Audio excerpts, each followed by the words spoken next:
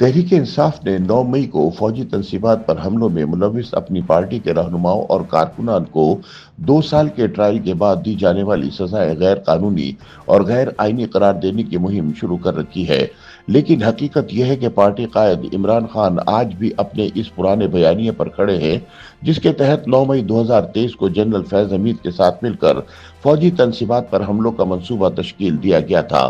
تاہم سزاؤں کے اعلان کے بعد تحریک انصاف کی قیادت کا کہنا ہے کہ یہ غیر قانونی اور غیر منصفانہ ہے اور یہ کہ ان کا مقصد سیاسی انتقام لینا ہے تاکہ پی ٹی آئی کو کمزور کیا جا سکے۔ پی ٹی آئی کا موقف ہے کہ ان کے رہنما اور کارکن بے گناہ ہیں اور انہیں جھوٹے مقدمات میں پھنسایا گیا ہے۔ روزنامہ جنگ سے وابستہ تحقیقاتی صحافی شکیل انجم اس حوالے سے اپنے تازہ تجزیے میں کہتے ہیں کہ عمران خان کے نظریات سے اتفاق نہ کرنے والوں کو جھوٹے کیسز کے بیانی سے اختلاف ہے، کیونکہ 9 مئی کی بغاوت کوئی خفیہ یا ڈھکی چھپی نہیں تھی بلکہ اعلانیہ تھی اور فوجی عمارتوں اور حساس تنصیبات پر سر عام حملے کیے گئے۔ دنیا بھر میں یہ تاثر دیا گیا کہ پاکستان کی افواج کمزور ہو چکی ہیں اور انہیں آسانی سے نشانہ بنایا جا سکتا ہے۔ سینئر صحافی کے مطابق عمران خان کی پارٹی کا موقف ہے کہ انسداد دہشت گردی کی عدالتوں میں ان کے خلاف مقدمات کی سماعت آئین اور قانون کے تقاضوں کے مطابق نہیں ہوئی،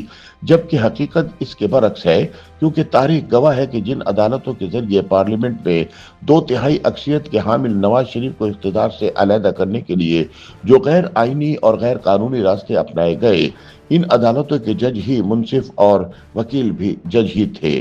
دوسری جانب تحریک انصاف کے بیانیے کی نفی کرنے والی مسلم لیگ نون اور پیپلز پارٹی نے پی ٹی آئی کو آئینہ دکھاتے ہوئے موقف اختیار کیا ہے کہ اس کی سیاسی بنیاد جھوٹے بیانیوں پر قائم ہے، جبکہ عمران کے اپنے دور حکومت میں عدلیہ اور قانون نافذ کرنے والے اداروں کے ذریعے اپنے سیاسی مخالفین کو جس انداز میں انتقام کا نشانہ بنایا، اس کی مثال جمہوریت پر یقین رکھنے والی دنیا کی تاریخ میں نہیں ملتی۔ شکیل انجم نے تحریک انصاف کے رہنماؤں کو غیر آئینی اور غیر قانونی سزائیں دینے کے موقف کو مضحکہ خیز اور غیر منطقی قرار دیتے ہوئے کہا ہے کہ 9 مئی 2023 کی بغاوت کی کوشش عمران خان کی نگرانی میں طے شدہ منصوبے کی بنیاد پر فوج کے اندر تفریق پیدا کرنے کے لیے کی گئی۔ اس منصوبے کی تیاری میں فیض حمید اور عمران خان کے علاوہ بھارتی ایجنسی راہ بھی شامل تھی، جس میں فوجی تنصیبات پر حملوں کے اہداف طے کیے گئے تھے۔ ریاست کے خلاف اعلانیہ بغاوت کرنے والی پی ٹی آئی کے رہنماؤں نے ان سزاؤں کو سیاسی دہشت گردی قرار دیا ہے، لیکن یہ ظاہر نہیں کیا کہ ریاست کے خلاف یہ دہشت گردی پی ٹی آئی نے ہی پاکستانی دشمنوں کی خواہش پر کی تھی۔ سینئر صحافی کا کہنا ہے کہ اس میں دو رائے نہیں کہ عمران خان کے نزدیک انصاف وہی ہے جو ان کے ہم خیال ججوں کے ذریعے ہو۔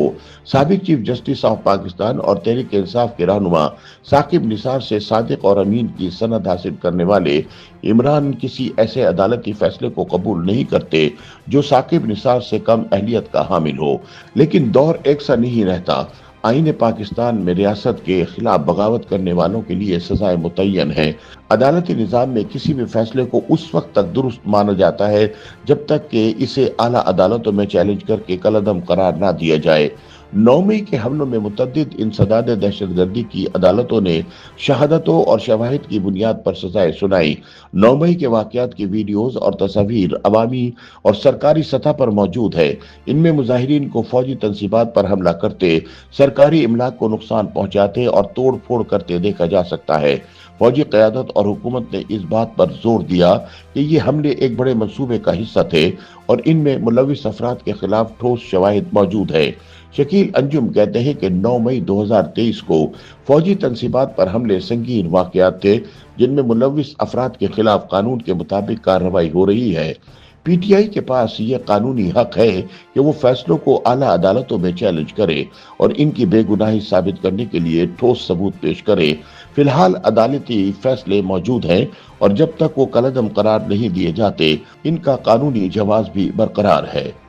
یوٹیوب پر گوگلی نیوز دیکھنے کے لیے youtube.com کی سرچ بار میں googly news T V type کریں۔ گوگلی نیوز کے پیج پر سرخ رنگ کے سبسکرپشن والے بٹن پر کلک کرنا نہ بھولیے۔ یوٹیوب پیج پر اپلوڈ ہونے والی ویڈیوز سے باخبر رہنے کے لیے بیل آئیکن پر کلک کیجیے۔ آپ کو ہر نئی ویڈیو کے بارے میں نوٹیفیکیشن موصول ہو جائے گا۔